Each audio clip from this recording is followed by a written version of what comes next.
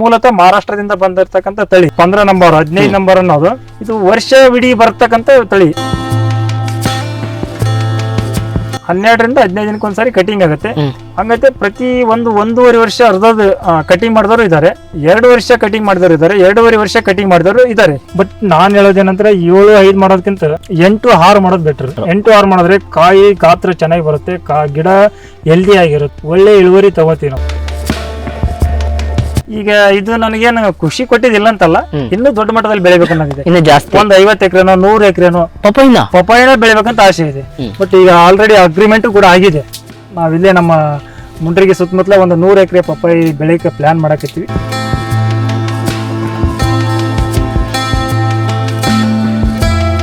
ಪಪ್ಪಾಯಿ ಹಚ್ಬೇಕಾದ್ರೆ ನಮ್ಮ ಮನೆಗೆಲ್ಲರೂ ಬೈದರು.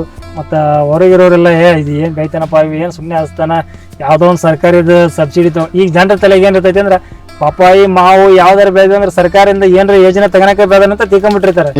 ಬಟ್ ನಾವ್ ಏನ್ ಶ್ರಮ ಪಡ್ತೀವಿ ಏನ್ ಮಾಡ್ತೀವಿ ಅನ್ನೋದು ಅದು ರೈತರ ತಲೆಗೆ ಇಲ್ಲ ಇನ್ನೂವರೆಗೆ, ಸುತ್ತಮುತ್ತಲು ಇರ್ತಕ್ಕಂಥ ರೈತರು. ಸ್ನೇಹಿತರೆ ನಮಸ್ಕಾರ. ಇವತ್ತು ನಾನು ಯಲಬುರ್ಗಾ ತಾಲೂಕು ಕುದುರೆಮತಿ ಅನ್ನೋ ಒಂದು ಗ್ರಾಮದಲ್ಲಿದ್ದೀನಿ. ಏನು ವಿಷಯ ಅಂತಂದ್ರೆ, ಇವತ್ತು ನನ್ನ ಹಿಂದೆ ನೀವು ನೋಡ್ತಿರ್ಬೋದು ಪಪ್ಪಾಯಿ ತೋಟದಲ್ಲಿದ್ದೀನಿ. ಪಪ್ಪಾಯಿ ತೋಟ ಹಿಂಗ್ ಯಾಕಿದೆ, ಇದು ಎಲ್ಲ ಖಾಲಿಯಾಗಿರೋ ತೋಟದಲ್ಲಿ ಯಾಕೆ ಬಂದಿದ್ದೀನಿ ಇವತ್ತು ನಾನು ಅಂತಂದ್ರೆ, ನಮ್ ಜೊತೆ ರೈತರು ಸುರೇಶ್ ಅಣ್ಣವ್ರು ಇದ್ದಾರೆ. ಇವರು ಪ್ರಗತಿಪರ ಕೃಷಿಕರು ಪಪ್ಪಾಯಲ್ಲಿ ಈ ಭಾಗದಲ್ಲಿ. ಸೊ ಒಂದ್ ಸ್ವಲ್ಪ ಮಾಹಿತಿ ಸಿಗುತ್ತೆ, ಹೆಚ್ಚಿನ ಮಾಹಿತಿ. ಅಂದ್ರೆ ಪಪ್ಪಾಯಿ ಎಂಡ್ ಟೈಮಲ್ಲಿ ಯಾಕೆ ಬಂದಿದೀವಿ ಅಂತಂದ್ರೆ ಒಂದ್ ಸ್ವಲ್ಪ ಲಾಭ ನಷ್ಟಗಳ ಬಗ್ಗೆ ನಮಗೆ ಪೂರ್ತಿ ಡೀಟೇಲ್ಸ್ ಸಿಗುತ್ತೆ. ಖರ್ಚು ಎಷ್ಟು ಬಂತು, ವೆಚ್ಚ ಎಷ್ಟು ಬಂತಂದ್ರೆ. ಸೊ ಇದ್ರ ಬಗ್ಗೆ ತಿಳ್ಕೊಳ್ಳೋಣ ಅಂತ ಬಂದಿದ್ದೀನಿ. ಬನ್ನಿ ಮಾತಾಡ್ಸೋಣ. ಸುರೇಶ್ ಅಣ್ಣ ನಮಸ್ತೆ. ನಮಸ್ಕಾರ. ನಾನು ಸುರೇಶ ಸಣ್ಣಪ್ಪ ಚೋಡ್ಕಿ, ಕುದುರೆಮತಿ ಗ್ರಾಮ, ಕೊಕ್ನೂರು ತಾಲೂಕು, ಕೊಪ್ಪಳ ಜಿಲ್ಲೆ, ಕಲ್ಯಾಣ ಕರ್ನಾಟಕದ ಭಾಗದ ರೈತ. ನಾನು ಸುಮಾರು ಇದು 8 ವರ್ಷದಿಂದ ಬೆಳೀತಾ ಇದ್ದೀನಿ. ಬಟ್ ಇಂದಿನ ದಿನಗಳಲ್ಲಿ ಏನ್ ಬೆಳಿತಿದ್ವಿ ಅಂದ್ರೆ ಇದು ರೆಡ್ ಲೇಡಿ ಅನ್ನೋ ಒಂದು ವೆರೈಟಿ ಬೆಳಿತಿದ್ವಿ, 786. ಅದು ಸಾಕಷ್ಟು ರೋಗಕ್ಕೆ ತುತ್ತಾಗೋದು.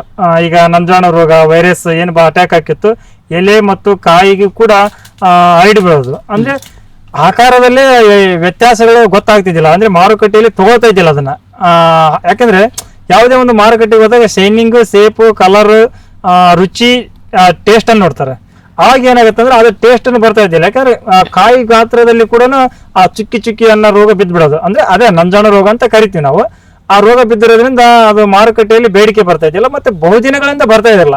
ಅಂದ್ರೆ ಈಗ 3 ವರ್ಷನೋ 4 ವರ್ಷನೋ 2 ವರ್ಷನೋ 1.5 ವರ್ಷನೋ 8 ತಿಂಗಳನೋ ಹಿಂಗೈತೆ ಬರಂಗಿಲ್ಲ. ಯಾವಾಗ ವೈರಸ್ ಅಟ್ಯಾಕ್ ಆಯ್ತು ಅವಾಗ ಅದು ಅಲ್ಲಿಗೆ ನಮ್ದು ಅದರ ನಮ್ಮ ಸಂಬಂಧ ಮುಗಿದೋತಂತ ಲೆಕ್ಕ. ಯಾಕಂತಂದ್ರೆ ನಂಜಾಣು ರೋಗ ಯಾವಾಗ ಅಟ್ಯಾಕ್ ಆಗುತ್ತೆ ಅಂದ್ರೆ ಅಲ್ಲಿಗೆ ಅದನ್ನ ಕಾಯಿ ಕೂಡ ತಗೋನಲ್ಲ, ನಮ್ಗೆ ಬಯರ್ಸ್ ಕೂಡ ಬರಲ್ಲ, ಯಾವುದೇ ಮಾರುಕಟ್ಟೆಗೆ ಹೋದ್ರು ಕೂಡ ಅದು ಮಾರಂಗಿಲ್ಲ. ಹಂಗಾಗಿ ನಾವು ಅದನ್ನ ಅಲ್ಲಿಗೆ ಸ್ಟಾಪ್ ಮಾಡಿದ್ವಿ. ಅದು ಸ್ಟಾಪ್ ಮಾಡಿ ಈಗ 3 ವರ್ಷದಿಂದ ಸದ್ಯ ನಮ್ಮ ಭಾಗದಲ್ಲಿ ಟೋಟಲ್ ಕರ್ನಾಟಕದಲ್ಲಿ ಹೇಳ್ಬೇಕಂತಂದ್ರೆ ಇದು ಮೂಲತಃ ಮಹಾರಾಷ್ಟ್ರದಿಂದ ಬಂದಿರತಕ್ಕಂತ ತಳಿ. ಯಾವ್ದು ಇದು 15 ನಂಬರ್ 15 ನಂಬರ್ ಅನ್ನೋದು. ಹಂಗಾಗಿ ಅಲ್ಲಿಂದಾನೇ ನಾವು ಸಸಿ ತರಿಸ್ತಾ ಇದೀವಿ. ಮತ್ತೆ ಪ್ರತಿಯೊಬ್ಬ ರೈತರು ಕೂಡ ಇದನ್ನ ಮಾಡ್ರಿ ಅಂತ ಹೇಳಿಕೆ ಹೆಮ್ಮೆ ಆಗುತ್ತೆ. ಮತ್ತೆ ರೈತರಿಗೂ ಕೂಡ ನಾನು ಸೊಲ್ಯೂಷನ್ ಕೊಡ್ತೀನಿ, ಮತ್ತೆ ಸಸಿಗಳನ್ನ ವಿತರಣೆ ಮಾಡ್ತೀವಿ.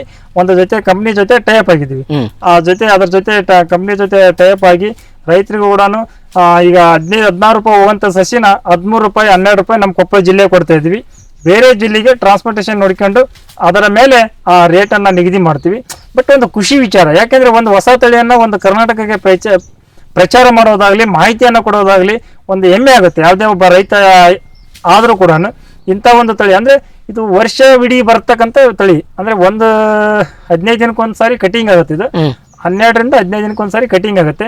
ಹಂಗೈತೆ ಪ್ರತಿ ಒಂದೂವರೆ ವರ್ಷ ಅರ್ಧದ ಕಟಿಂಗ್ ಮಾಡಿದವರು ಇದ್ದಾರೆ, 2 ವರ್ಷ ಕಟಿಂಗ್ ಮಾಡಿದವರು ಇದ್ದಾರೆ, 2.5 ವರ್ಷ ಕಟಿಂಗ್ ಮಾಡಿದವರು ಇದ್ದಾರೆ.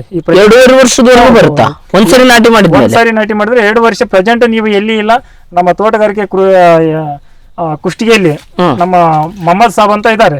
ಅವರು 2 ವರ್ಷ ಆಯ್ತು, ಇನ್ನು ಕಾಯಿ ಕೀಳ್ತಾ ಇದ್ದಾರೆ. ಬಟ್ ದಾಳಂಬ್ರಿಯನ್ನ ಬೆಳೆಸೋ ಉದ್ದೇಶದಿಂದ ಪಪ್ಪಾಯಿ ತೆಗಿತಾ ಇದಾರೆ. ಬಟ್ ತೆಗಿಯಕ್ ಮನಸ್ಸು ಬರ್ತಾ ಇಲ್ಲ ಅಂತ ಇದ್ರೆ. ಅಂದ್ರೆ ಈ ಬೇವಿನ ಹಿಂಡಿ ಕೊಡೋದಾಯ್ತು, ಮತ್ತೆ ಜೀವಾಮೃತ ಕೊಡೋದಾಯ್ತು, ಗೋಕೃಪಾಮೃತ ಕೊಡೋದಾಯ್ತು, ಮತ್ತೆ ಬೇರೆ ಬೇರೆ ಸಾವಯವ ರೂಪದಲ್ಲಿ ಏನೇನು ಕೊಡಬೇಕು ಅದೆಲ್ಲ ಪ್ರಯತ್ನಗಳನ್ನ ಮಾಡ್ತಾರೆ. ಸ್ವಲ್ಪ 30-40% ಮಾತ್ರ ಕೆಮಿಕಲ್ಸ್ ಬಳಕೆ ಮಾಡಿದ್ದಾರೆ ಅವರು. ಯಾಕಂದ್ರೆ ಪೂರ್ತಿ ನಾವು ಸಾವಯವಕ್ಕೆ ಹೋಗಿವಂತ ಎದೆ ತಟ್ಕೊಂಡು ಹೇಳಕ್ ಆಗಲ್ಲ. ಯಾಕಂದ್ರೆ ಕ್ರಮೇಣವಾಗಿ ಅದಕ್ಕೆ ಲಘು ಪೋಷಕಾಂಶಗಳು ಬೇಕು. ಮತ್ತೆ ಸಮಯಕ್ಕೆ ಅದು ಯಾವ ಕಾಯಿ ಕಟ್ಟೋಕಂದ ಸಂದರ್ಭದಲ್ಲಿ ಮತ್ತೆ ಫ್ಲವರ್ ಯಾವಾಗ ಸ್ಟಾರ್ಟ್ ಆಗುತ್ತೆ ಅವಾಗ ಬೋರಾನ್, ಸಿಎನ್ ಇವೆಲ್ಲ ಪೋಷಕಾಂಶಗಳನ್ನ ನಾವು ಬೆಳೆಗಳಿಗೆ ಒದಗಿಸ್ಬೇಕಾಗುತ್ತೆ. ಹಂಗಾಗಿ ಪೂರ್ತಿ ಏನು ಸಾವಯವಕ್ಕೆ ಹೋಗಿಲ್ಲ, ಪೂರ್ತಿ ಈ ಕಡೆ ರಾಸಾಯನಿಕ ಬಂದಿಲ್ಲ. ಅವಾಗ ಲೋಡ್ ಗಟ್ಟಲೆ ಗೊಬ್ಬರ ತಂದು ಹಾಕ್ತಿದ್ವಿ. ಲೋಡ್ ಗಟ್ಟಲೆ ಗೊಬ್ಬರ ಸ್ಟಾಪ್ ಮಾಡಿದೀವಿ. ಗ್ರಾಮ ಲೆಕ್ಕ ಕೆಜಿ ಲೆಕ್ಕ ಈ ತರ ಗೊಬ್ಬರ ಕೊಡ್ತಾ ಇದ್ವಿ. ಅವಾಗೆಲ್ಲ ನಾವು 16 ಚೀಲ 106 ಚೀಲ ತಂದು ಸುರಿ ಬಿಡ್ತಿದ್ವಿ ಒಂದು 4-5 ಎಕರೆಗೆ. ಬಟ್ ಈ ಕ್ರಮೇಣವಾಗಿ ಕಡಿಮೆ ಮಾಡಿದ್ದೀವಿ. ನೀವು ಈ ಎಷ್ಟೆಲ್ಲ ಲ್ಯಾಂಡಿಗೆ ನಾನು ಸುಮಾರು ಒಂದು 20 ಚೀಲ ಗೊಬ್ಬರ ಮಾತ್ರ ಬಳಕೆ ಮಾಡಿದ್ದೀನಿ. ಅವಾಗೆಲ್ಲ ಒಂದು 45 ಚೀಲ ಗೊಬ್ಬರ ಬಳಕೆ ಮಾಡಿಬಿಡ್ತೀವಿ. ಅಂದ್ರೆ ಅರ್ಧದಷ್ಟು ಕಡಿಮೆ ಆಯ್ತು. ಯಾಕಂದ್ರೆ ಅವಾಗ ಒಂದು 50 ಚೀಲ ಬಳಕೆ ಮಾಡೋದು, ಈಗ ಒಂದು 20 ಚೀಲಕ್ಕೆ ಬಂದಿವಿ. 20 ಚೀಲ ಇದ್ದು 10 ಚೀಲಕ್ಕೆ ಬರ್ತೀವಿ. ಮತ್ತೆ ಮುಂದೊಂದು ದಿನ 5 ಚೀಲಕ್ಕೆ ಬಂದ್ರೆ ಬರ್ಬೋದು. ಬಟ್ ಈ ಸದ್ಯಕ್ಕೆ ಮಾತ್ರ ಅಷ್ಟು ಬಳಕೆ ಮಾಡ್ತಾ ಇದ್ದೀವಿ. ಅವಾಗೆಲ್ಲ ಸಿಕ್ಕಾಪಟ್ಟಿ ಗೊಬ್ಬರ, ಯಾಕಂದ್ರೆ ಈಗ ಜೀವಾಮೃತ ಕೊಡ್ತೀವಿ, ಗೋಕೃಪಾಮೃತ ಕೊಡ್ತೀವಿ, ಕ್ಯಾಲ್ಸಿಯಂ ಇರ್ತಕ್ಕಂಥ ಕೋಳಿ ಗೊಬ್ಬರವನ್ನ ಕೊಡ್ತೀವಿ. ಕೋಳಿ ಗೊಬ್ಬರ ಕೊಡಬಾರ್ದು ಅಂದ್ರೆ ಆದ್ರೆ ನಾವು ಬಂಡ ಧೈರ್ಯ ಮಾಡಿ ಕೊಟ್ಟಿದ್ದೀವಿ. ಯಾಕೆ ಕೊಡಬಾರ್ದು ಅಂತಾರೆ? ಅಲ್ಲ, ಕ್ಯಾಲ್ಸಿಯಂ ಇರುತ್ತೆ, ಜಾಸ್ತಿ ಬೆಳೆಗೆ ಹೀಟ್ ಆಗುತ್ತೆ ಅಂತಂದು ಹೇಳ್ತಾರೆ. ಹಾಗಾಗಿ ಅದು ನಮ್ಗ ಹೀಟ್ ಅನ್ಸೋದ್ರಿಂದ ಕೊಡಬಾರ್ದು ಅಂತಂದ್ರೆ, ಬಟ್ ನೀರು ಜಾಸ್ತಿ ಇರೋದ್ರಿಂದ, ಭೂಮಿ ತಂಪು ಇರೋದ್ರಿಂದ ನಾವು ಪ್ರತಿ ಒಂದು ಗಿಡಕ್ಕೂ 1 kg ಕೊಟ್ಟಿದ್ದೀವಿ. ನಾವು ಕೋಳಿ ಗೊಬ್ಬರ ಕೊಟ್ಟಿದ್ದೀವಿ. ಕ್ಯಾಲ್ಸಿಯಂ ಇರುತ್ತೆ, ಕಾಯಿ ಶೇಪು, ಶೈನಿಂಗ್, ಕಲರ್, ಟೇಸ್ಟ್ ಚೆನ್ನಾಗಿ ಬರುತ್ತೆ ಅದನ್ನ ಕೊಡೋದ್ರಿಂದ. ಹಾಗಾಗಿ ನಾವು ಪ್ರತಿ ವರ್ಷನೂ ಹಾಕೋದ್ರಿಂದ ಪ್ರತಿ ವರ್ಷನೂ ಕೊಡ್ತಾ ಇದ್ದೀವಿ. ಪ್ರತಿ ವರ್ಷನೂ ಕೋಳಿ ಗೊಬ್ಬರ ಕೊಡ್ತೀವಿ, ಕೊಟ್ಟಿಗೆ ಗೊಬ್ಬರ ಕೊಡ್ತೀವಿ, ಅಲ್ಲಿಂದ ನಾವು ಜೀವಾಮೃತ ಕೊಡ್ತೀವಿ, ಗೋಕೃಪಾಮೃತ ಕೊಡ್ತೀವಿ. ನಾವು ಇನ್ನೊಂದು ವಿಶೇಷವಾಗಿ ಏನಂತಂದ್ರೆ, ಒಂದು 10 ರಿಂದ 15 ದಿನದಲ್ಲಿ 200 ರಿಂದ 300 ಲೀಟರ್ ಗೋಮೂತ್ರ ಸ್ಟಾಕ್ ನಮಗೆ ಸಿಗುತ್ತೆ. ಈ 15 ನಂಬರ್ 15 1 ಎಕರೆಗೆ ಎಷ್ಟು ಸಸಿ ಕೂರಿಸಬಹುದು? 15 ನಂಬರ್ ಅನ್ನೋದು ಭೂಮಿಯನ್ನ ಚೆನ್ನಾಗಿ ಉಳುಮೆ ಮಾಡ್ಬೇಕಾಗತ್ತೆ. ಭೂಮಿ ಯಾವಾಗ ಚೆನ್ನಾಗಿ ಉಳುಮೆ ಮಾಡಿದ್ವಿ, ಮತ್ತೆ ಅದಕ್ಕೆ ಕೊಟ್ಟಿಗೆ ಗೊಬ್ಬರ ಮತ್ತು ಕೋಳಿ ಗೊಬ್ಬರ, ಫಸ್ಟ್ಗೆ ನೀವು ಕೋಳಿ ಗೊಬ್ಬರ ಕೊಟ್ಟರು ಪರವಾಗಿಲ್ಲ, ಆಮೇಲೆ ನೀವು 2.5 ತಿಂಗಳು ಆದ್ಮೇಲೆ ಹಾಕ್ತಂದ್ರೆ ಪರವಾಗಿಲ್ಲ. ಬಟ್ ನಾವೇನ್ ಮಾಡಿದ್ವಿ ಅಂದ್ರೆ, ನಾವು ಒಂದು 8 ಟ್ರಿಪ್ ಟ್ಯಾಕ್ಟ್ರಿ ಕೊಟ್ಟಿಗೆ ಗೊಬ್ಬರ ಕೊಟ್ಟಿವಿ, ಒಂದು 3 ಟ್ರಿಪ್ ಕೋಳಿ ಗೊಬ್ಬರ ಕೊಟ್ಟಿವಿ. ಅಂದ್ರೆ ತಳ್ಳಗ ಹರಡ್ಬಿಟ್ಟು ಅದನ್ನ ರೂಟಾವೇಟರ್, ಈಗೇನು ಹೊಸ ತಂತ್ರಜ್ಞಾನ ಇದೆ ಸರ್, ಭೂಮಿ ಒಳಗೆ ಹೆಂಗ್ ಬೇಕಾದ್ರೂ ಮಿಕ್ಸ್ ಮಾಡ್ಬೋದು ನಾವು. ಅವಾಗೆಲ್ಲ ಕಷ್ಟ ಪಡ್ಬೇಕಿತ್ತು, ಕೋಲಿ ತೆಗೆದು ಬದಿಗೆ ಹಾಕ್ಬೇಕಾಗಿತ್ತು, ಆಮೇಲೆ ಕುಂಟಿ ಹೊಡಿಬೇಕಾಗಿತ್ತು, ಆಮೇಲೆ ಟಿಲ್ಲರ್ ಹೊಡಿಬೇಕಾಗಿತ್ತು, ಮತ್ತೆ ಒಳ್ಳೆ ಆಮೇಲೆ ಸಾಲ್ ಬಿಡ್ಬೇಕಾಗಿತ್ತು. ಈಗ ಹಂಗಿಲ್ಲ ಪದ್ಧತಿ, ಒಂದೇ ದಿನದಲ್ಲಿ ಭೂಮಿ ರೆಡಿ ಮಾಡ್ಬೋದು. ಹಂಗಾಗಿ ನಾವೇನ್ ಮಾಡಿದ್ವಿ, ಅದೆಲ್ಲ ಗೊಬ್ಬರವನ್ನ ಭೂಮಿಗೆ ಎರಚಿ ಎಲ್ಲ ಸಮತಟ್ಟಾಗಿ ಮಾಡಿದ್ವಿ. ಅದೊಂದು ಪದ್ಧತಿ ಇದೆ, ಗುಡ್ಡೆ ಹಾಕಿ ಅದನ್ನು ತಳ್ಳಗೆ ಉಗ್ಗೋದು, ಹಿರಿಯರಿಂದ ಕಲ್ತಿರ್ತಕ್ಕಂಥ ಮಾಹಿತಿ, ಅದನ್ನು ನಾವು ಅನುಸರಿಸ್ಕೊಂಡು ಹೋಗ್ತಾ ಇದ್ವಿ. ಅದನ್ನೆಲ್ಲ ಭೂಮಿಗೆ ಹಾಕಿ ರೂಟಾವೇಟ್ರ್ ಹೊಡೆದ್ವಿ. ರೂಟಾವೇಟ್ರ್ ಹೊಡೆದ ಮೇಲೆ ಮತ್ತೆ ಸಾಲಿಂದ ಸಾಲಿ 7 ಫೀಟ್ ನಾವು ನೇಗ್ಲಿ ಸಾಲ್ ಬಿಟ್ವಿ. ಹೆಂಗಂದ್ರೆ 2 ಪಳಕ ಇರುತ್ತೆ ನೇಗ್ಲಿ ಸಾಲು. ನಾವೇನ್ ಮಾಡಿದ್ವಿ, 1 ನೇಗ್ಲಿ ಸಾಲ್ ಪಳಕ ಮಾತ್ರ ಬಿಟ್ವಿ. ಅಂದ್ರೆ 1 ನೇಗ್ಲಿ ಪಳಕನ ಬಿಚ್ಚ ಹಾಕಿದ್ವಿ, 1 ಪಳಕ ಮಾತ್ರ ನೇಗ್ಲಿ ಸಾಲ್ ಬಿಟ್ಟು 7 ಫೀಟ್ ಒಂದು ಅದ್ರ ಒಳಗೆ ಡ್ರಿಪ್ ಹಾಕಿದ್ವಿ. ಇಲ್ಲಿ ಏನೈತಲ್ಲ, ಈಗ ಇದು ಸಸಿ ಇದೆಲ್ಲ, ಇದು ಒಳಗಿದೆ ಸರ್, ಒಳಗೆ ಭೂಮಿ ಒಳಗ ಅರ್ಧ ಫೀಟ್ ಇದೆ. ಅದಾದ್ಮೇಲೆ ಬೆಡ್ ಎತ್ತಿ ಹಾಕಿದ್ವಿ. ಈಗ ದೊಡ್ಡ ಮಳೆ ಬಂದಿರೋದ್ರಿಂದ ಅದು ಸ್ವಲ್ಪ ಬೆಡ್ ಕರಿಗೈತಿ, ಡ್ರಿಪ್ ಮೇಲೆ ಐತಿ. ಆ ಕಡೆ ಇರೋ ಡ್ರಿಪ್, ಸಸಿ ಮಾತ್ರ ಒಳಗಡೆಯಿಂದ ಬಂದಿದೆ. ಭೂಮಿಯಿಂದ ಸುಮಾರು ಒಂದು ಅರ್ಧ ಫೂಟ್ ಮೇಲೆ ಡ್ರೈನೇಜ್ ಹೊಡಿದೀವಿ. ನಿಮಗೆ ಇಂಗ್ಲಿಷ್ ನಲ್ಲಿ ಹೇಳ್ಬೇಕಂದ್ರೆ ಡ್ರೈನೇಜ್ ಅಂತಂದ್ರೆ ಅರ್ಥ ಆಗುತ್ತೆ. ಬಟ್ ನೇಲಿ ಸಾಲ್ ಬಿಟ್ಟಿವಿ ಅಂದ್ರೆ ಸ್ವಲ್ಪ ಕನ್ಫ್ಯೂಸ್ ಆದ್ರೂ ಆಗ್ಬೋದು. ಬಟ್ ಹಂಗ ಬಿಟ್ಟಿರೋದ್ರಿಂದ ಏನಾಯ್ತು, ಅದನ್ನ ಸಸಿ ಅಲ್ಲೇ ಕುಂತು ಅಲ್ಲಿಂದ ಹಂತವಾಗಿ ಏನು ಹರಿ ಬಿದ್ದಿತ್ತಲ್ಲ ಅದನ್ನ ಮುಚ್ಕೊಂತ ಬಂದ್ಮೇಲೆ ಬೆಡ್ ಎತ್ತಿ ಹಾಕಿದ್ವಿ. ಮತ್ತೆ ಅದಕ್ಕೆ ಗೊಬ್ಬರ ಕೊಟ್ವಿ, ಸಾವಯವ ಏನೇನ್ ಕೊಡ್ಬೇಕಾಗಿತ್ತು ಅದಷ್ಟು ಕೊಟ್ವಿ. ಬೆಡ್ ಎತ್ತಿ ಹಾಕೋದ್ರಿಂದ ಇದನ್ನ ಯಾಕೆ ಮಾಡ್ರಿ ಅಂತ ಹೇಳ್ತೀನಿ ಅಂತಂದ್ರೆ, ಈ ಸಪೋಸ್ ಈಗ ನೋಡ್ರಿ, ಮೊನ್ನೆ ಅತಿ ಹೆಚ್ಚು ಮಳೆಗಾಲ ಆಯ್ತು, ಅತಿವೃಷ್ಟಿ ಅನಾವೃಷ್ಟಿ ಯಾವಾಗ ಬರುತ್ತೆ ಯಾವಾಗ ಹೋಗುತ್ತೆ ಹೇಳಕ್ಕಾಗಲ್ಲ. ಪ್ರಕೃತಿ ದತ್ತವಾಗಿ ಬೆಳಿತಕ್ಕಂತ ರೈತರು ನಾವು ಪ್ರಕೃತಿಯನ್ನೇ ನಂಬಿ ಕುಂತಿರ್ತೀವಿ. ಅವಾಗ ಇಲ್ಲ ಮಳೆ ಬರದೇ ಇರಬಹುದು, ಮಳೆ ಆದ್ರೂ ನಷ್ಟ, ಮಳೆ ಹೋದ್ರೂ ನಷ್ಟ ನಮ್ಗೆ ರೈತರಿಗೆ. ಬಟ್ ಪ್ರಕೃತಿ ಯಾವಾಗ ಮುನ್ಸ್ಕೊಂತೈತಿ, ಯಾವಾಗ ನಮಗೆ ಫಲ ಕೊಡ್ತೈತಿ ಗೊತ್ತಾಗಲ್ಲ. ಹಂಗಾಗಿ ನಾವು ಅದನ್ನ ಯಾವಾಗ ಬೆಡ್ ಹಾಕಂತ ಬಂದ್ವಿ, ಅದು ಫುಲ್ಲು ಕಾಯೆಲ್ಲ ಲೋಡ್ ಆಗುತ್ತೆ, ಸೆಟ್ಟಿಂಗ್ ಆಗುತ್ತೆ. ಸುಮಾರು ಈಗ ನೀವು ವಿಚಾರ ಮಾಡಿದ್ರೆ ಒಂದು 60 ರಿಂದ 70 kg ಕಾಯಿ ಐತಿ. ಹಿಂಗಿದ್ದಾಗ ಏನಾಗುತ್ತೆ, ಕಾಯಿ ಗಿಡ ಉಳ್ಕೊಂಡ್ ಬೀಳ್ತಾವ. ಆದ್ರೂ ಇಷ್ಟೆಲ್ಲ ಮಾಡಿದ್ರು ಕೂಡ ಸಣ್ಣ ಪುಟ್ಟ ಸಸಿಗಳು ಬಿದ್ದಿದ್ದಾವೆ, ನಮ್ಮ ಬಿದ್ದಿಲ್ಲ ಅಂತ ಹೇಳಂಗಿಲ್ಲ. ಬಟ್ ಹಿಂಗ್ ಮಾಡೋದ್ರಿಂದ ಸೇಫ್ಟಿ ಆಗಿರುತ್ತೆ, ಸಸಿಗಳು ಬೀಳಂಗಿಲ್ಲ. ಜಾಸ್ತಿ ಎತ್ತರ ಬೆಡ್ ಹಾಕೋದ್ರಿಂದ ಮತ್ತೆ ಡ್ರೈನೇಜ್ ಮಾಡೋದ್ರಿಂದ ಈ ಪದ್ಧತಿ ಫಸ್ಟ್ ನಾವು ಇದು ಯಾರು ಹೇಳಿಲ್ಲ ನನಗೆ. ಬಟ್ ನಾವೇನಂದ್ರೆ ಹೌದು, ನಾವೇನಂದ್ರೆ ಒಬ್ರು ರೈತರು ಬೆಡ್ ಹಾಕಿ ಬೆಡ್ಡಿನ ಮೇಲೆ ಡ್ರಿಪ್ ಹಾಕಿ ಸಸಿ ಹಚ್ತಾರೆ. ಇನ್ನು ಕೆಲವೊಬ್ರು ರೈತರು ಬೆಡ್ ಹಾಕಿ ಬೆಡ್ಡಿನ ಮೇಲೆ ಡ್ರಿಪ್ ಹಾಕಿ ಅದ್ರ ಮೇಲೆ ಮಲ್ಚಿಂಗ್ ಹಾಕಿ ಮತ್ತೆ ಅದ್ರ ಮೇಲೆ ಸಸಿ ಹಚ್ತಾರೆ. ಬಟ್ ನಾವು ಇದು ಒಂದು ಪ್ರಯೋಗಾಲಯ ನಮ್ದು ಯಾವಾಗ ಒಂದು ಹೊಸ ಕೃಷಿಯನ್ನ ಮಾಡ್ತೀವಿ ಅಂದ್ರೆ ಪ್ರತಿ ಸಾರಿನೂ ನಾವು ಪಪ್ಪಾಯಿ ಬೆಳೆಯುವಾಗ ಒಂದೊಂದು ಪ್ರಯೋಗ ಮಾಡ್ತಿರ್ತೀವಿ. ಅವಾಗ ಏನಾಯ್ತು ಅಂದ್ರೆ, ನಾವು ಡ್ರೈನೇಜ್ ಹಾಕಿ ಹಿಂಗ್ ಮಾಡೋದ್ರಿಂದ ಸಕ್ಸಸ್ ಆದ್ವಿ ನಾವು. ಅಂದ್ರೆ ಸಸಿ ಭೂಮಿ ಒಳಗಿನಿಂದ ಬರುತ್ತೆ ಅರ್ಧ ಫೀಟ್, ಅದಾದ್ಮೇಲೆ ಮತ್ತೆ 1 ಫೀಟ್ ಬೆಡ್ ಎತ್ತಿ ಹಾಕ್ತಿವಿ. ಅಂದ್ರೆ ಸುಮಾರು 1.5 ಬೆಡ್ ಹೈಟ್ ಆಯ್ತು ಅಂದ್ರೆ ಸಸಿಗಳು ಆ ಕಡೆ ಈ ಕಡೆ ಅಲ್ಲಾಡಂಗಿಲ್ಲ. ಈ ಉದ್ದೇಶ ಒಳಗಡೆ ಜಾಸ್ತಿ ಆಗೋದ್ರಿಂದ ಬೇರೆ ಹರಡುವಿಕೆಗೆ ಏನ್ ತೊಂದರೆ ಆಗಲ್ಲ. ಯಾಕಂದ್ರೆ ನೇಗಿಲು ಉಳಿ ಮಾಡಿರ್ತೀವಿ, ರೂಟರ್ ಹೊಡೆದಿರ್ತೀವಿ, ಅದು ಭೂಮಿ ಎಲ್ಲಿ ಮಿದುವಾದ ಭೂಮಿ ಇರುತ್ತೆ ಅಲ್ಲಿ ಓದೇ ಹೋಗುತ್ತದೆ. ನಾವೇನು ಅಷ್ಟು ಅದಕ್ಕೆ ಪ್ರೆಷರ್ ಏನು ಕೊಟ್ಟಿಲ್ಲ.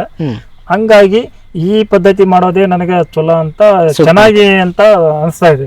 ಹಂಗಾಗಿ ಇದೇ ಪದ್ಧತಿ ಮಾಡಲಿ, ಬೇರೆ ರೈತರಿಗೂ ಕೂಡ ನಿಮ್ಮ ಚಾನಲ್ ಮುಖಾಂತರ ಕೇಳ್ಕೊಳ್ತೀವಿ, ಬೇರೆ ಮಾಧ್ಯಮದ ಮುಖಾಂತರ ಕೇಳ್ಕೊಳ್ಳೋದಿಷ್ಟೇ, ಈ ಪದ್ಧತಿ ಮಾಡಲಿ ಅಂತ ನಾನು ಹೇಳೋದು. ಡ್ರೈನೇಜ್ ಸಿಸ್ಟಮ್ ಡ್ರೈನೇಜ್ ಸಿಸ್ಟಮ್ ಅಂದ್ರೆ ಈಗ 1 ಎಕರೆಗೆ ಎಷ್ಟು ಸಸಿ ಕೊಡ್ತಾವ? ಈಗ ಅದೆಲ್ಲ ಹೇಳೋದಾದ್ರೆ ಈಗ ನಾವ್ ಇಷ್ಟೆಲ್ಲ ಹೇಳಿದ್ವಲ್ಲ, ಸಸಿ ಎಷ್ಟು ಹೋಗ್ತಾವ ಅಂತಂದ್ರೆ 1 ಎಕರೆಗೆ ನಾವು 8 ಫೀಟ್ 6 ಫೀಟ್ ಮಾಡಿದ್ರೆ 900ರಿಂದ 950 ಸಸಿ ಹೋಗುತ್ತೆ. 8 ಫೀಟ್ 6 ಫೀಟ್. ಒಂದ್ ವೇಳೆ 7-5 ಮಾಡಿದ್ರೆ ಅಂದ್ರೆ 1 ಎಕರೆಗೆ 1050 ಸಸಿ ಹೋಗುತ್ತೆ.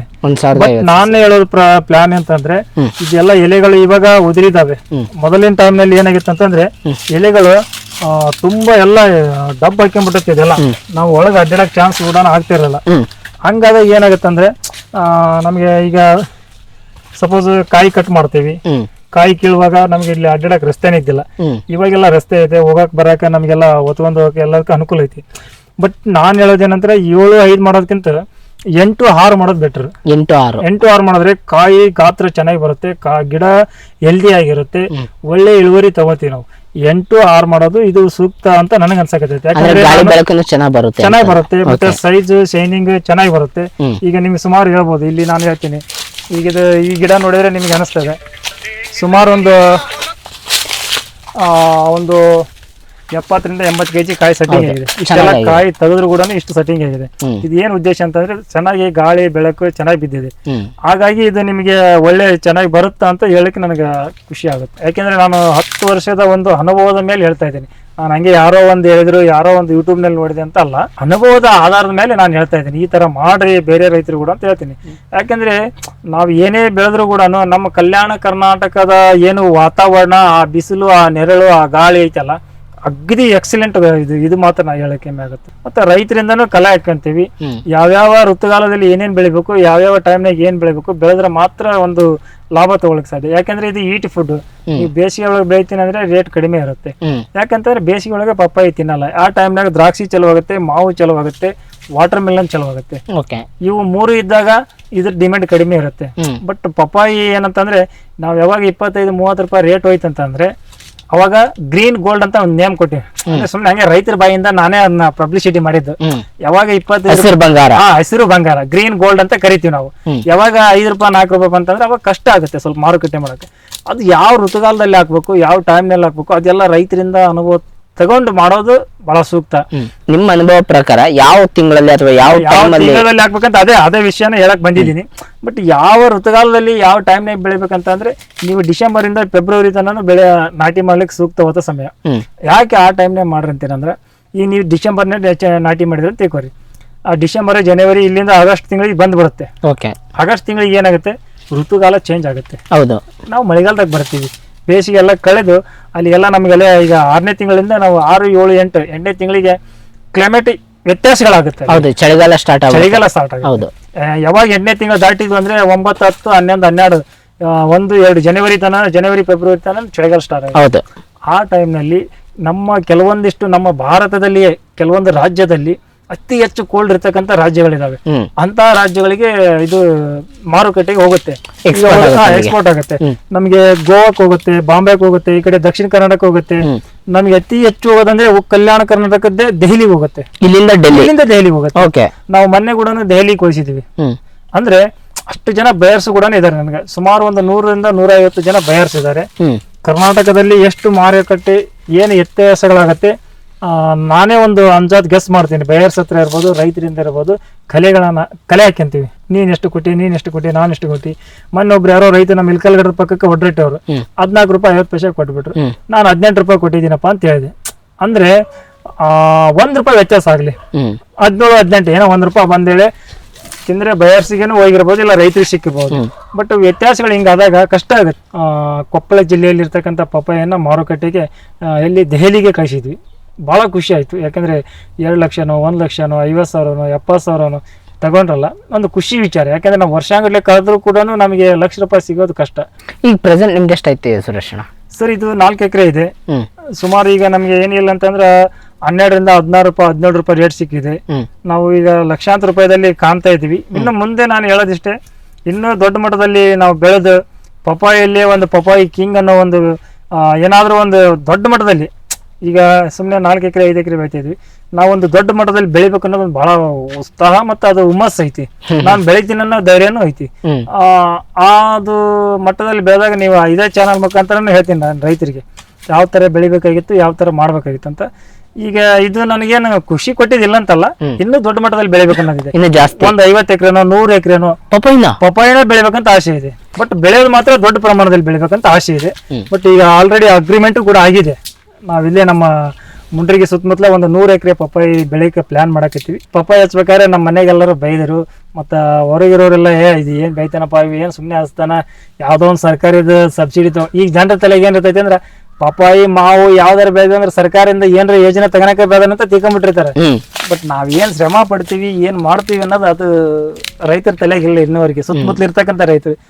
ನಾನು ಹೋದ ವರ್ಷ ಎಲ್ಲ 10 ವರ್ಷ ಚೆಂಡು ಹೂ ಬೆಳೆದಿದ್ದೆ, ಚೆನ್ನಾಗಿ ರೇಟ್ ತಗೊಂಡೆ. ಹೋದ ವರ್ಷ ಏನ್ ಮಾಡಿದ್ರೆ, ಕಳೆದ ವರ್ಷನ ಎಲ್ಲರೂ ಚೆಂಡು ಹೂ ಬೆಳೆದ್ರು. ಆ ಚೆಂಡು ಹೂ ಬೆಳೆದಿಲ್ಲ ನಾನು, ಯಾಕಂದ್ರೆ ಗೊತ್ತು ನನಗೆ ನಮ್ಮ ಸುತ್ತಮುತ್ತಲಿನಲ್ಲಿ ನರ್ಸರಿಯಲ್ಲಿ ಎಷ್ಟು ಸಸಿ ಹೋಗೈತಿ, ಎಷ್ಟು ಮಾರ್ಕೆಟ್ಗೆ ಹೋಗೈತಿ, ಎಷ್ಟು ಆಗೈತಿ, ಎಷ್ಟು ಲಾಭ ಆಗತ್ತೆ ಅನ್ನೋದು ಗೊತ್ತಿತ್ತು. ಹಂಗಾಗಿ ನಾನು ಪಪ್ಪಾಯಿಗೆ ಬಂದೆ. ಹಿಂಗ ಹೌದು, ಈಗ ಎಲ್ಲರೂ ಚೆಂಡು ಹೂ ಬೆಳಿತಾರೆ ಅಂದ್ರೆ ನಾವು ಚೆಂಡು ಹೂ ಬೆಳಿಬಾರ್ದು, ಸೇವಂತಿಗೆ ಬೆಳಿಬೇಕು. ಎಲ್ರು ಪಪ್ಪಾಯಿ ಹಾಕಿದಾರೆ ಅಂದ್ರೆ ನಾವು ಮತ್ತೆ ಬೇರೆ ಬೆಳಿಬೇಕು.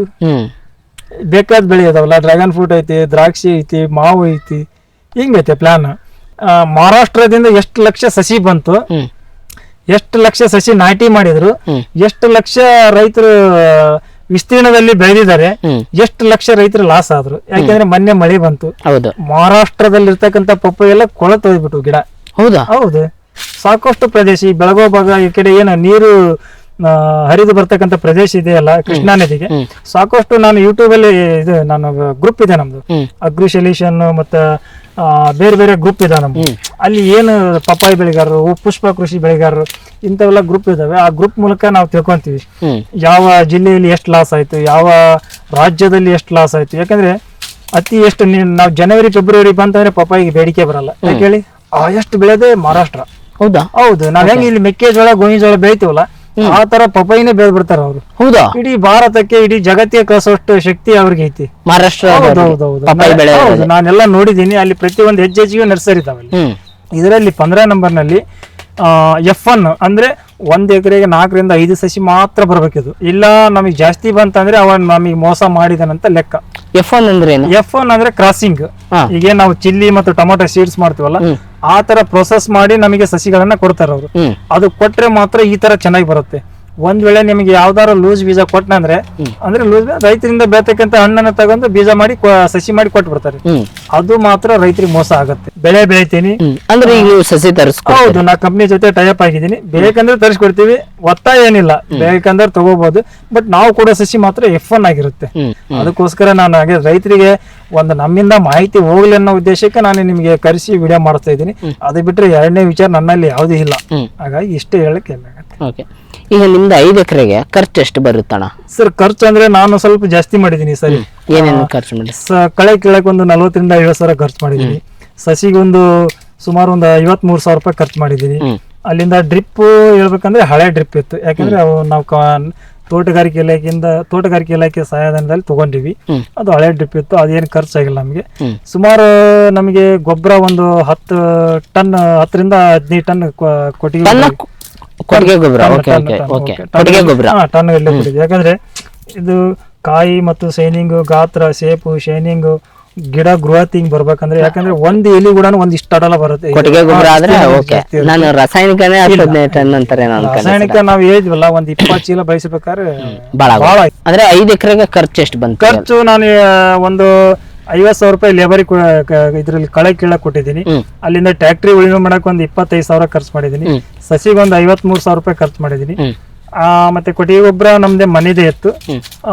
ಅಲ್ಲಿಂದ ರಾಸಾಯನಿಕ ಗೊಬ್ಬರಕ್ಕೆ ಒಂದು 40,000 ರೂಪಾಯಿ ಖರ್ಚು ಮಾಡಿದೀನಿ. ಟೋಟಲ್ ಬೆಳೆ ಬಂದ್ರಿಂದ ನಾವ್ ಇಲ್ಲಿವರೆಗೆ ಬಂದಿರೋದ್ರಿಂದ ಎಲ್ಲ ಬಂತು. ಟೋಟಲ್ ಸ್ಪ್ರೇ ಬಂತು, ಎಲ್ಲ ಬಂತು. ನಾವ್ ಇಷ್ಟು ದಿನ ಆಗಿರೋದ್ರಿಂದ 2 ಸರಿ ಸ್ಪ್ರೇ ಮಾಡಿದ್ವಿ. ಸುಮಾರು ಬಹಳ ಏನು ಅವಶ್ಯಕತೆ ಇಲ್ಲ ಇದಕ್ಕೆ.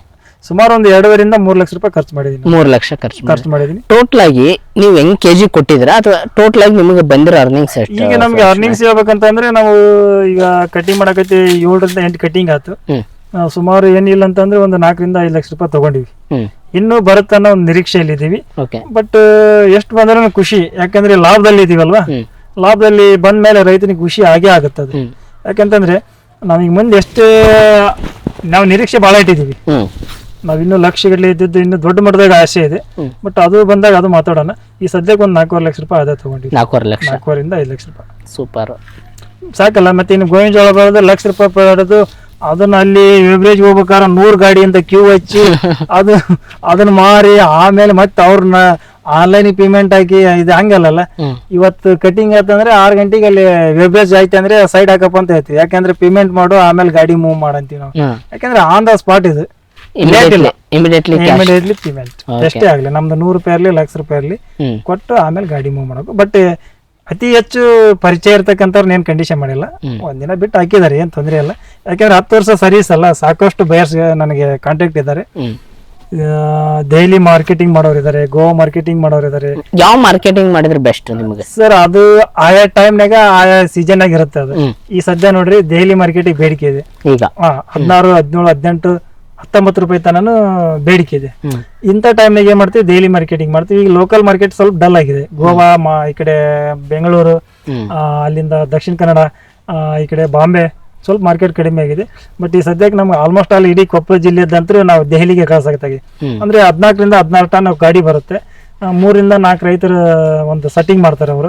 ಅವರೆಲ್ಲ ಒಪ್ಪಂದ ಮಾಡ್ಕೊಂತಾರೆ, ಮಾತಾಡ್ತಾರೆ, ರೇಟ್ ಬಗೆರ್ತೈತಿ. ಆದ್ಮೇಲೆ ಕಟಿಂಗ್ ಮಾಡ್ತಾರೆ, ಲೋಡ್ ಆತಂದ್ರೆ ಪೇಮೆಂಟ್ ಮಾಡಿ ಹೋಗ್ತಾರೆ.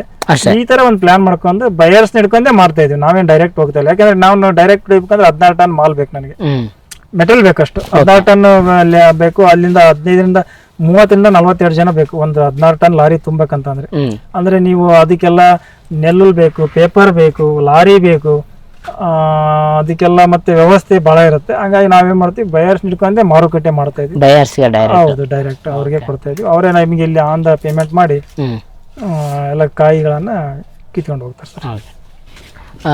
ನೋಡಿ ಸ್ನೇಹಿತರೆ, ಇದಾಗಿತ್ತು ಪಪ್ಪಾಯಿ ಕೃಷಿ ಬಗ್ಗೆ ನಮ್ಮ ಸುರೇಶ್ ಅಣ್ಣವ್ರು ಮಾಡ್ತಾ ಇರೋದು. ನಿಮ್ಗೆ ಇನ್ನೂ ಹೆಚ್ಚಿನ ಮಾಹಿತಿ ಬೇಕಂದ್ರೆ ದಯವಿಟ್ಟು ಸುರೇಶ್ ಅಣ್ಣವ್ರ ನಂಬರ್ನ ಹಾಕಿರ್ತೇನೆ ನಾನು ಡಿಸ್ಕ್ರಿಪ್ಷನ್ ಅಲ್ಲಿ, ಹೋಗ್ಬಿಟ್ಟು ಚೆಕ್ಔಟ್ ಮಾಡಿ. ಯಾಕಂದ್ರೆ ಈಗ ಆಲ್ರೆಡಿ ಒಂದು 10 ವರ್ಷದಿಂದ ಪಪ್ಪಾಯಿ ಬೆಳೀತಾ ಇರೋದ್ರಿಂದ ಅವ್ರಿಗೆ ತುಂಬಾನೇ ಅನುಭವ ಇದೆ ಆಕ್ಚುಲಿ ಪಪ್ಪಾಯಿ ಕೃಷಿಲಿ. ಸುತ್ತಮುತ್ತ ರೈತರಿಗೆಲ್ಲ ಅವ್ರು ಗೈಡೆನ್ಸ್ ಮಾಡ್ತಿರ್ತಾರೆ. ಮತ್ತೆ ಅವರು ಸಸಿ ಬೇಕಂದ್ರೆ ತರಿಸ್ಕೊಡ್ತಾರೆ. ಅಂದ್ರೆ ಯಾವುದೇ ಲಾಭದ ನಿರೀಕ್ಷೆಯಿಂದ ಅಂತಲ್ಲ. ಇದು ವಿಷಯ ಇಷ್ಟೇ, ನಮ್ಮ ಕೊಪ್ಪಳ ಭಾಗದಲ್ಲಿ ಪಪ್ಪಾಯಿ ತುಂಬಾ ಚೆನ್ನಾಗಿ ಬೆಳೆಯೋದ್ರಿಂದ, ಆಮೇಲೆ ನಮ್ಮ ಮಣ್ಣು ಸೂಕ್ತವಾಗಿರೋದ್ರಿಂದ ಅವ್ರಷ್ಟು ಕಲ್ಯಾಣ ಕರ್ನಾಟಕ ಭಾಗದಲ್ಲಿ, ಓಕೆ, ನಮ್ಮ ಉತ್ತರ ಕರ್ನಾಟಕ ಭಾಗದಲ್ಲಿ ಖಂಡಿತ ನೀವೇನಾದ್ರು ಸುರೇಶ್ ಅಣ್ಣ ಅವ್ರದ್ದು ಕಾಂಟ್ಯಾಕ್ಟ್ ನಂಬರ್ ಬೇಕಂದ್ರೆ ನಾನು ಹಾಕಿರ್ತೀನಿ ಡಿಸ್ಕ್ರಿಪ್ಷನ್ ಅಲ್ಲಿ, ಹೋಗ್ಬಿಟ್ಟು ಚೆಕ್ಔಟ್ ಮಾಡಿ. ಅವ್ರು ನಿಮ್ಗೆ ಸಸಿ ಬೇಕಂದ್ರೆ ಸಸಿ ತರಿಸ್ಕೊಡ್ತಾರೆ. ಆಮೇಲೆ ನಿಮ್ಗೆ ಏನಾದ್ರು ಇದ್ರ ಬಗ್ಗೆ ಇನ್ನೂ ಹೆಚ್ಚಿನ ಮಾಹಿತಿ ಬೇಕಂದ್ರೆ ರೋಗಗಳಿಗೆ ಅಥವಾ ಇದಕ್ಕೇನು ಔಷಧಿ ಹಾಕ್ಬೇಕು ಅಥವಾ ಏನು ಗೊಬ್ಬರ ಕೊಡಬೇಕು, ಯಾವ ಟೈಮಲ್ಲಿ ಏನು ಕೊಡಬೇಕು, ಅದ್ರದ್ದೆಲ್ಲ ಸಜೆಷನ್ ನಮ್ಮ ಸುರೇಶ್ ಅಣ್ಣ ಕೊಡ್ತಾರೆ. ಇದೇ ತರ ಅದ್ಭುತವಾದಂಥ ರೈತರ ಜೊತೆ ಮತ್ತೆ ಮುಂದಿನ ವಿಡಿಯೋದಲ್ಲಿ ಸಿಗ್ತೀನಿ ಸ್ನೇಹಿತರೆ. ನಮಸ್ಕಾರ.